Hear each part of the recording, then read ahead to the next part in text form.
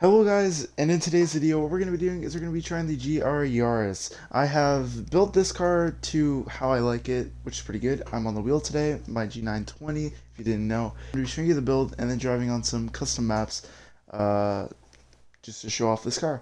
So yeah, here we go. So starting in conversions, engine swaps, we're keeping the stock motor in this car. I actually did try this just because, but I like the stock motor the best, honestly. Obviously, I did a rear-wheel drive swap. I didn't want this thing being all-wheel drive because I'm not trying to go for a points drift car, and I like rear-wheel drive. We have a Rocket Bunny kit on here, which is the more aggressive kit out of the two. I think it just looks nice on this car, and I definitely prefer the styling of it, even though it is a little harder to base a livery around it. In rear wings, we have the other kit's wing because I think it just looks the best out of all the wings that are possible here. And as well, to go with the wing, we also put the hood on here. I wanted something on the hood. I also could have gone something with this, kind of keeping with that kind of FD feel that I'm going with here. But I think this just adds a nice touch overall to the whole car. All right. Tire compound, we have snow tires. I'm just very used to these at this point. I would like to try some of these other tires, but I just haven't yet, so that's it for that. So for the front tire, I have stock front tire. I kind of mess around with upgrading it just because why not, but I think I like the stock the best. I did go for 2 upgrades in the rear because we're using the snow tire compound. I just wanted to make sure I had at least some form of grip in the rear, and this works the best, even though I did try going up 1 more, but I feel like that's a little too much.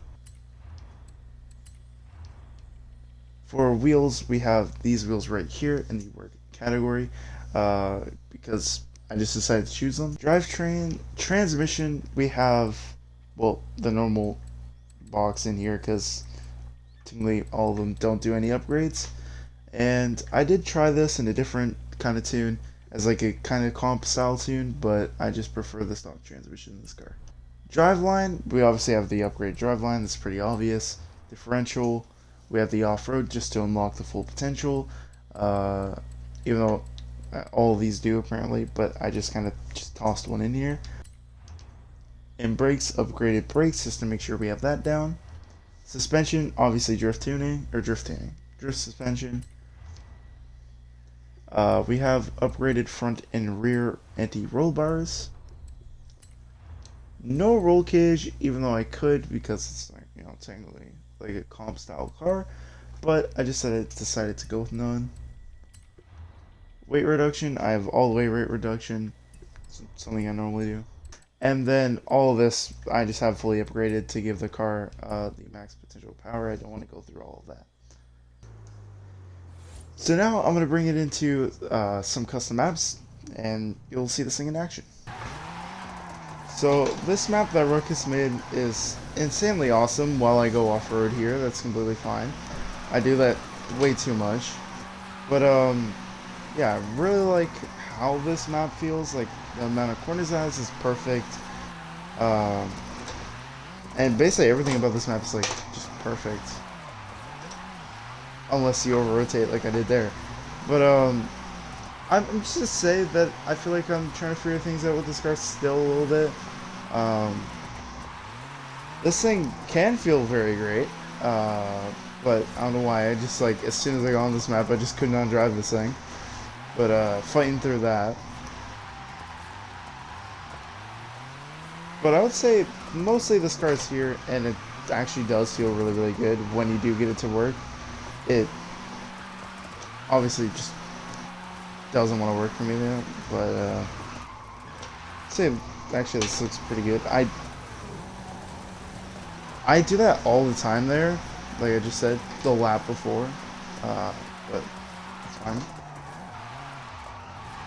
But yeah, I enjoy this car a lot. This car just feels really good overall. I like the way that it rotates. I like the amount of speed that it has after tuning the gears a little bit. And overall this thing just feels really, really solid as a drift car, and definitely recommend getting it from this week's FORZA-thon or whatever it's called, playlist, whatever. Definitely recommend this car, and I definitely recommend this map. Ruckus has been going ham lately with the custom maps, which is always fun to see. I need to get back into it again. I did make one today, which I might stop at for a quick second after this map, but it's nothing compared to this. He is really solid at making these maps, and when I mean really solid, I mean really good. So now let's move on to my map, well, the last map of this video, just to kind of get two different scenarios, so let's do it. Here at my seaside drift track, this is a little bit of a slower track, which is a lot different than Ruckus's map, but still is a lot of fun. I would have liked if you could go outside more, like, so right here, basically at these fences, you cannot go over there because there's not enough space, obviously, because that's like the end of the world. So I kind of had to build it a little bit closer to the land than I would have liked. There's probably other areas I could have built this, but I decided to do it here, which is completely okay.